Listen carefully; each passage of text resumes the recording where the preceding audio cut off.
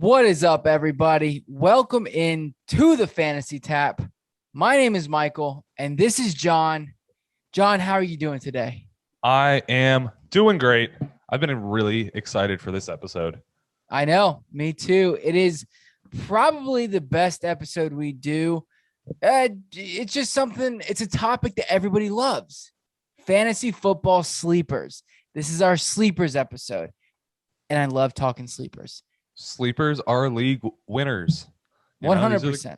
These are the guys. These are the guys you talk about all season. You're like, hey, just wait for that receiver. Week 8, you'll see it. You got this guy who you're picking up in the late draft.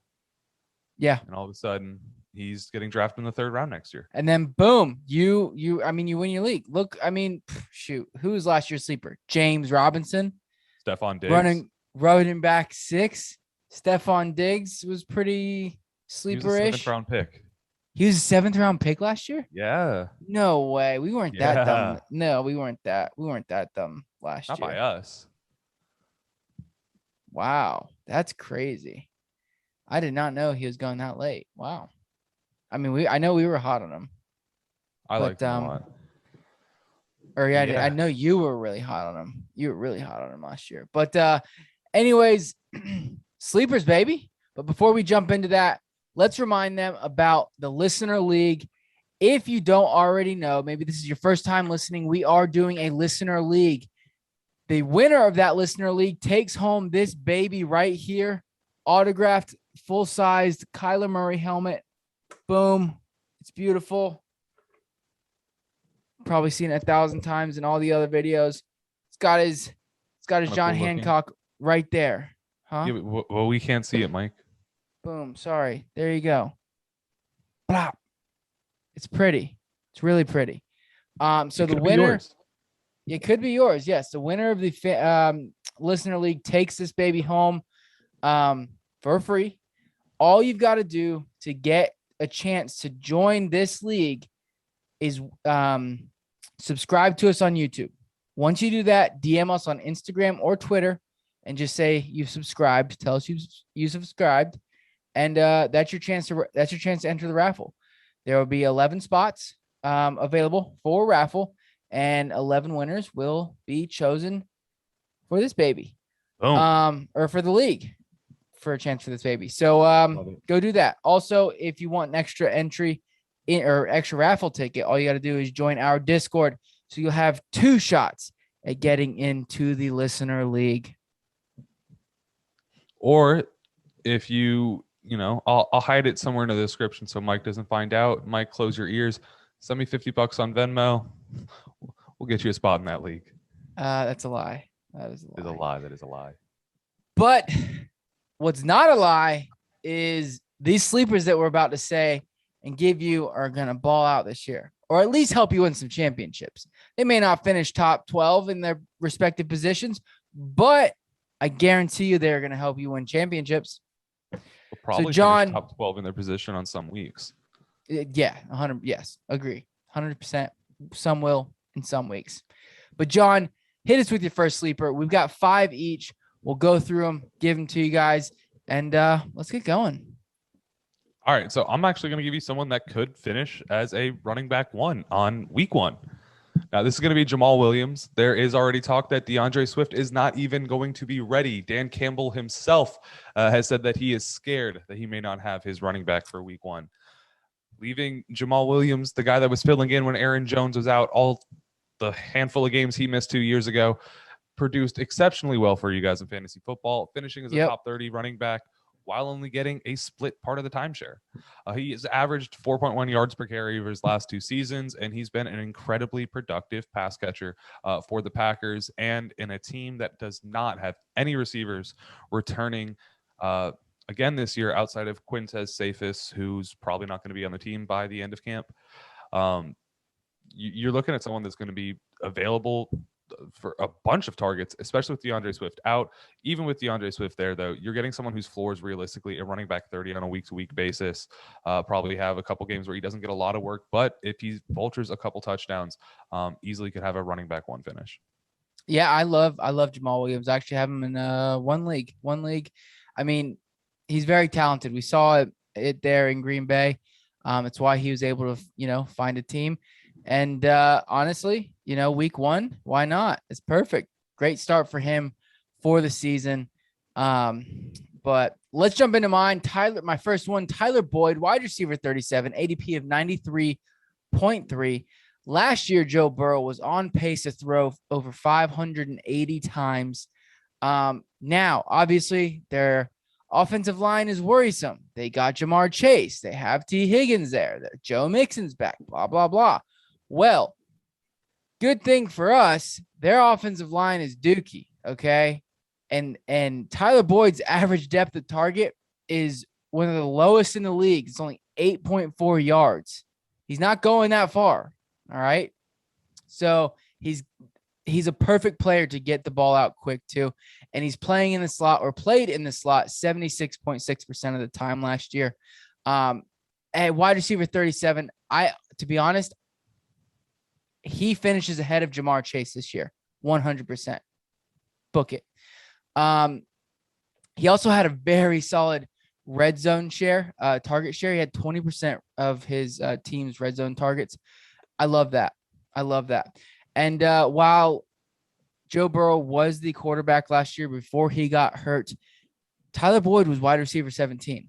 I think it's going to take a little bit of time for Jamar Chase to get acclimated to the NFL. Took a year off and stuff like that. But even with Jamar Chase, I think Tyler Boyd's in for a very solid target share, and will give you week to weeks. I mean, easy and obvious flex filler. I think week in and week out almost. And like I said, I really think that he could become one of Burrow's favorite targets just because he's going to have to get the ball out quick. And Tyler Boyd's playing there in the slot. Short routes, bam. Love it. Yeah, gotta see it through. I mean, there was a report that came out today that Audubon Tate could even take that wide receiver 3 spot on an off chance that Jamar Chase isn't able to get it together by week 1. Yeah. So it's not all sunshines and roses. Not when you're in the Bengals. Nope. It is very rarely. So my number 2 sleeper for you guys is actually wide receiver 75 currently in the draft. And actually number 2 in my heart. I've talked about him a lot. This is going to be Amon-Ra St. Brown, the future wide receiver 1 for the Detroit Lions. Don't get ahead of yourselves yet, guys. He's not there yet. He'll be there. There's been reports as well coming out that Rashad Perryman is on the roster bubble, hasn't been at camp yet, hasn't been productive in the limited amount of showings that he's had. I've got this like tickle in my nose I'm trying to talk through. So he's had limited showings in practice and hasn't really looked that great, as well as his roster, his total cap space being an issue. So there's a chance he's not going to be there, but I wouldn't count on that. Tyrell Williams, another receiver who hasn't had much success at staying healthy and already has suffering from a groin injury throughout practice. Amon-Ra St. Brown, in the limited amount of times that he's been in play throughout these 2 preseason games so far, he's looked rather productive. In the first one, he only had 2 catches. But if you watch the tape, he actually had 3 catches, one of them going for 26 yards that ended up getting called back to an offensive line holding call that he looked amazing on. So 3 for 3 looks a lot better than 2 for 2, especially when you're only in for 15 plays. Yeah. As well as in week 2, he looked just as well. There's been getting nothing but hype out of him out of camp so far. And even though Jared Goff is a quarterback, a lot of people are considering that as a downgrade compared to Matt Stafford, which is true. Jared Goff's been someone that's thrown on pace for 4,000 yards or more every year outside of his rookie season. And we can say that he was part of a system. We can say that it was the amount of receiving talent around him, but everyone can benefit from a guy that isn't afraid to sling the ball. And when you don't have a lot of targets available, like I just mentioned on Jamaal Williams, Amon-Ra is going to be in line for a very, very strong showing. Could see games where he sees 20 targets like Cooper Kupp might have. He could fill that slot role very, very well. And Jared Goff is someone that throws to the slot 50% of the time. Yeah. So looking really, really highly into Amon-Ra St. Brown. Almost a must-have for me, but he's just so cheap. He's got to be a sleeper. 100%. I agree with that. My next guy, running back 59, ADP of 207. Guarantee, because the news broke yesterday that Sony Michel was traded. It's somebody, if you've been listening to the show, you've heard me talk about him since our rookie running back segment back in March. Rhamondre Stevenson. Sony Michel is gone. He is one injury away, or even bad game. We know Bill Belichick likes to ride the hot hand. One bad game from Damian Harris, and it could be Rhamondre Stevenson time. And even without that, I think he could still carve out a solid workload. I'm grabbing this guy in every single draft I can, dynasty league I can. I'm grabbing him everywhere. He's cheap as hell. Like I said, he's probably going to rock it up.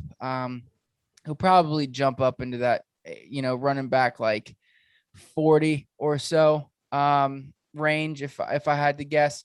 But Rhamondre Stevenson, man, I'm all over this guy. I loved him coming out of college. I loved his tape, and it's coming true, baby.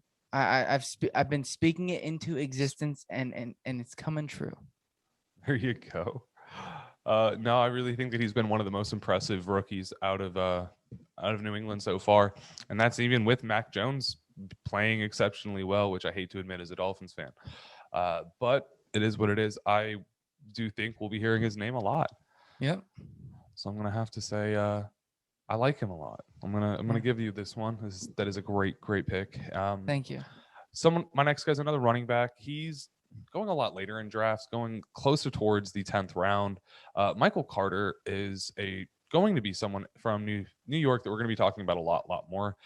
He's in a dwindling Jets backfield. He's part of what started out as a 4-man committee. Ty Johnson, someone that's already started the offseason as the team's number 2, has moved back to the team's number 4 after 2 terrible preseason games. LaMichael Pirine injured his foot in practice and is already seeking the trainer's tent on a regular basis. And that leaves only Tevin Coleman to hold this man back from taking over a strong share of that offense. And it's Tevin Coleman. So it's almost like walking through water. You just got to slow down and then get it.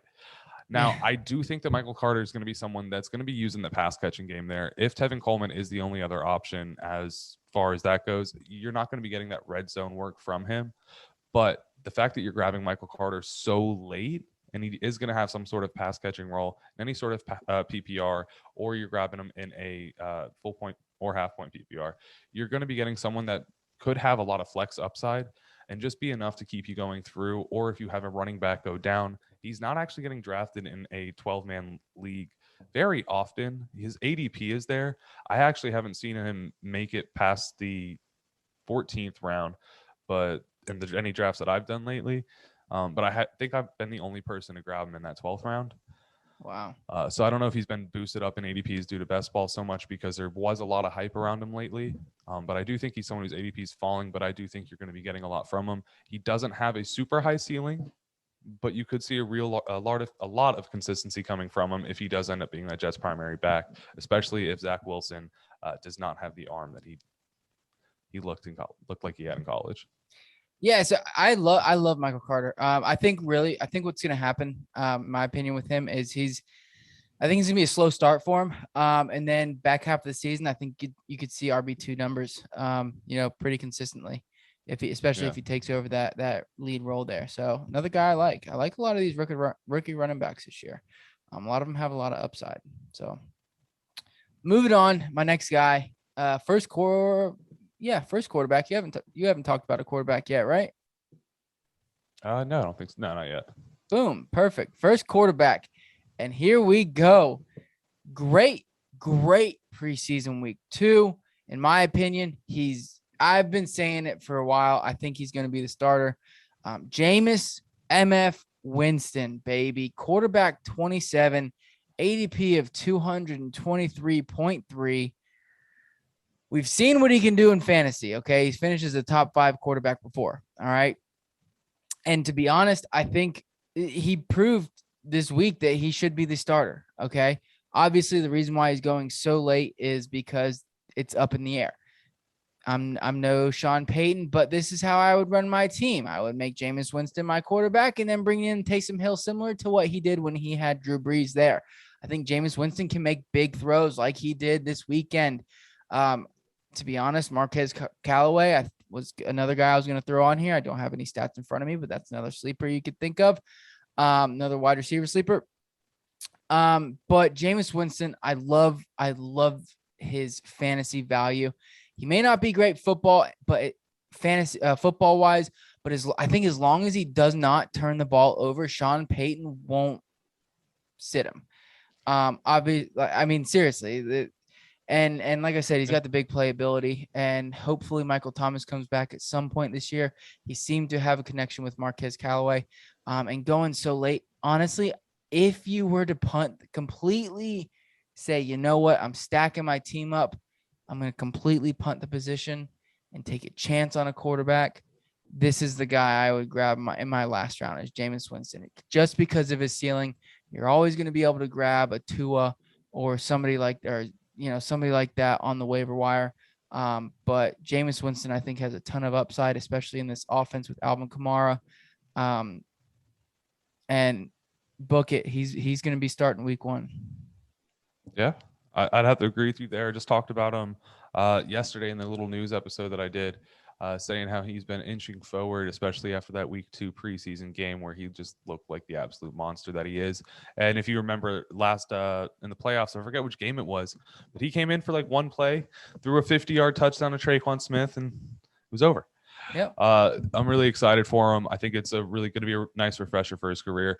I'm gonna skip who I was going, my 4th guy on my list, just because it's relevant now. I got Tua as my sleeper quarterback. Oh, there you go. And so I'm hoping people aren't letting him slip far enough to where Jameis Winston's still a sleeper.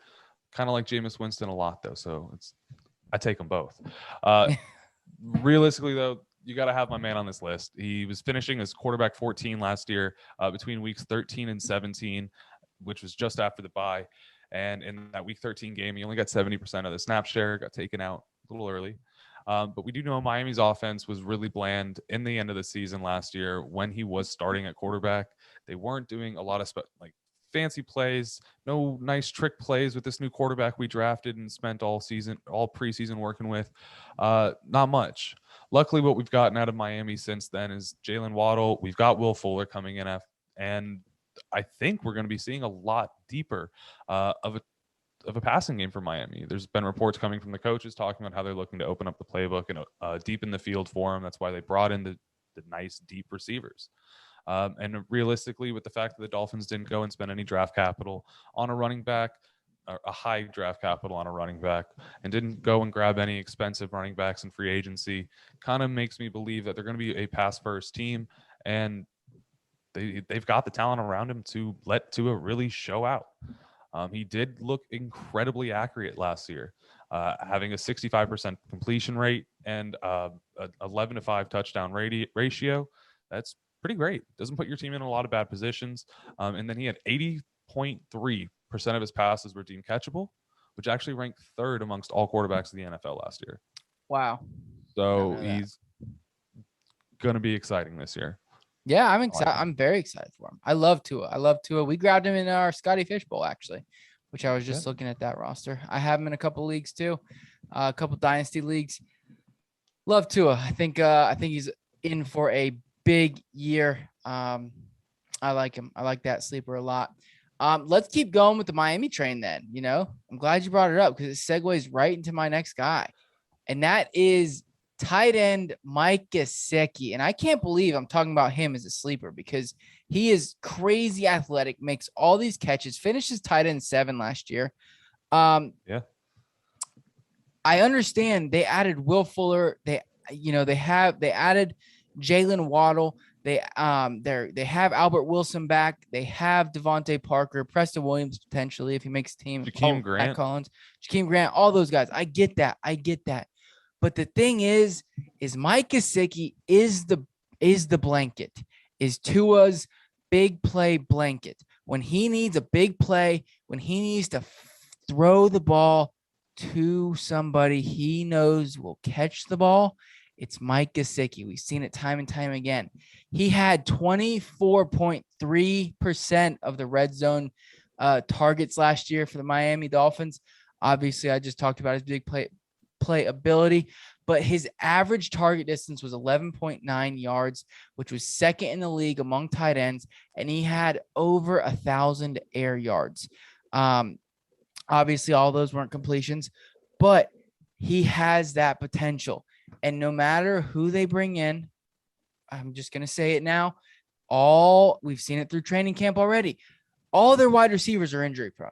Point blank period. I don't care what you say. I don't care if you say there's such thing as injury prone or not, or this or that. It's true. They have been. Will Fuller, Devontae Parker, Preston Williams, Albert Wilson, all of them injury prone, unfortunately. Yeah, all of them. I hate it, but it is what it is.